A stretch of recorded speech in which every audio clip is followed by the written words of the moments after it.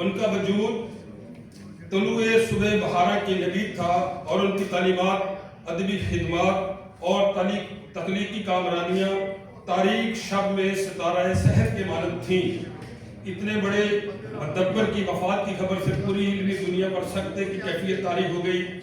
مقدور ہو تو خاک سے پوچھوں کہ اے لائیں تو نے وہ گنج ہے گرام مایا کیا کیا۔ جناب ڈاکٹر محمد عالم خان دنیا سخن کا ایک معتبر نام تھا۔ نقد و تحقیق ہو، افسانہ نگاری ہو یا نظم و غزل، ہر صنف میں انہوں نے اپنے فن کا لوہا منوایا۔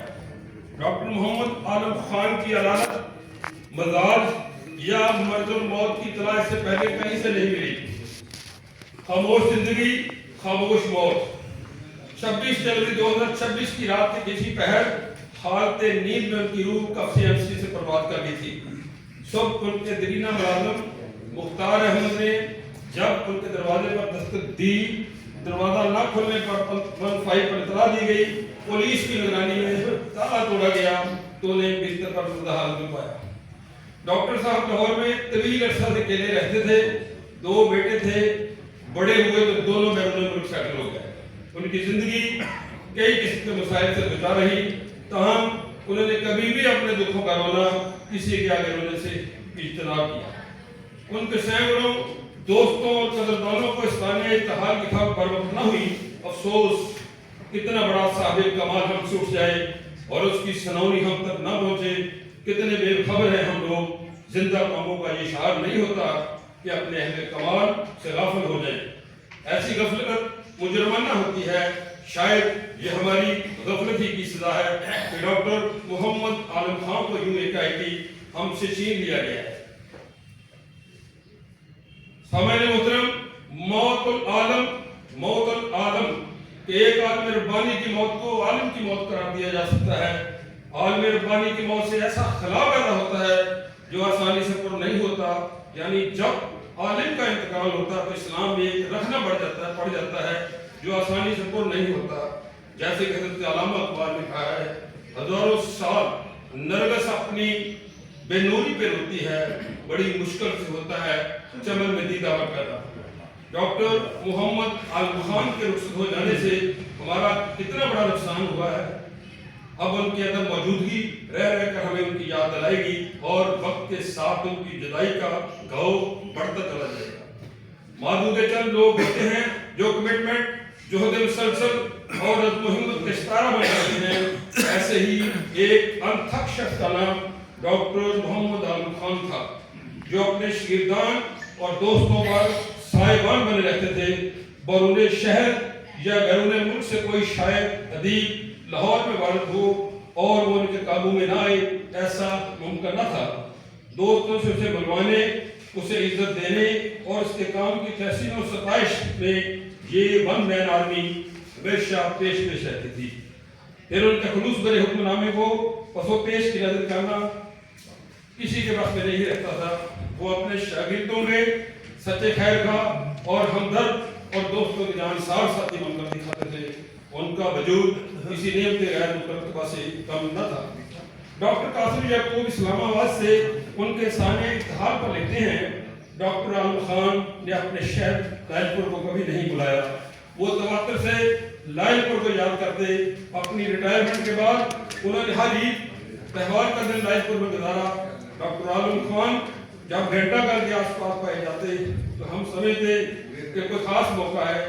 وہ ہر یادگار دن پر فوراً اپنے آبائی شہر بھاگتے، لاہور کی بھری مجلسیں چھوڑ آتے اور ہمیں وقت دیتے کہ لاہور بازار میں ان کی محفلیں اور جھنڈے ہوٹل پر ان کی گفتگویں بھلا کون بھلا پائے گا۔ ایسا شخص جسے زمانہ یاد رکھے گا۔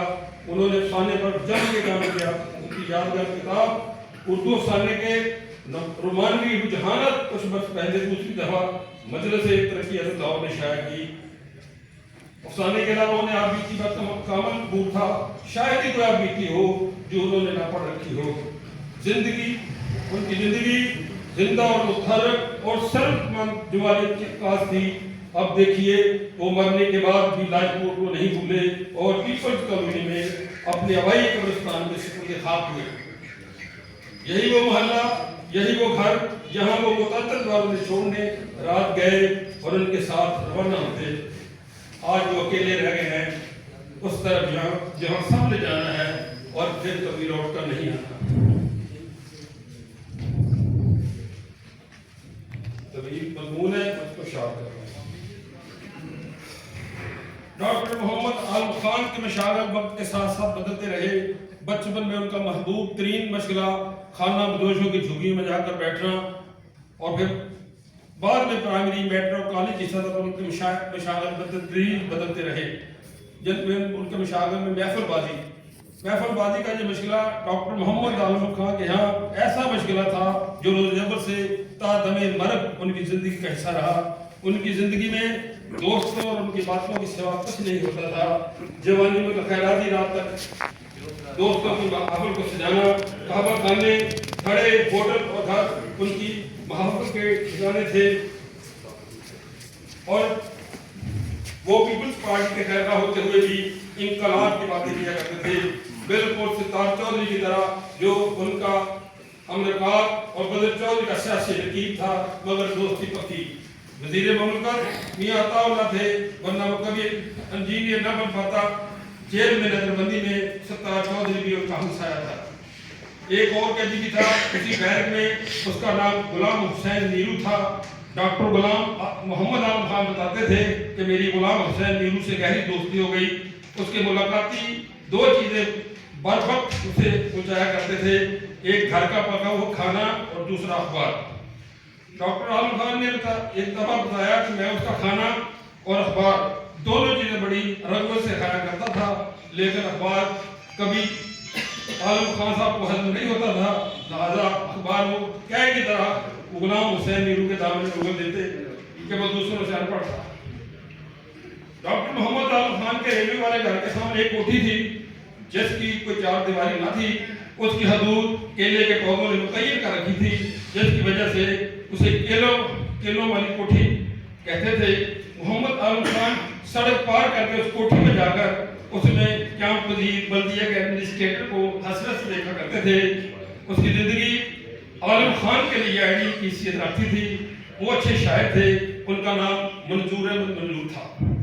डॉक्टर आलम खान बताते थे कि मंजूर साहब रोजाना सुबह और कशिश लिबास पहनते, दाएं हाथ में एक छोटा सा सफरी बैग लेते और बाएं हाथ में एक छड़ी पकड़े घर से बाहर निकलते और आकर मूरस नुमा गाड़ी में की पिछली सीट पर बैठ जाते और अपना बैग भी किसी को नहीं पकड़ाते थे। मुझे उनकी जिंदगी पर बड़ा रश्क आता था, तो उनको देखकर मुझ में दो ख्वाहिशात उठती थी। अव्वल ये कि ऐसा घर मेरे पास भी हो, दूसरा ऐसी ही गाड़ी भी हो। बाद में उम्र के एक हिस्से में जाकर वैसी गाड़ी तो मैंने खरीद ली, लेकिन पैसा घर ना ले सका।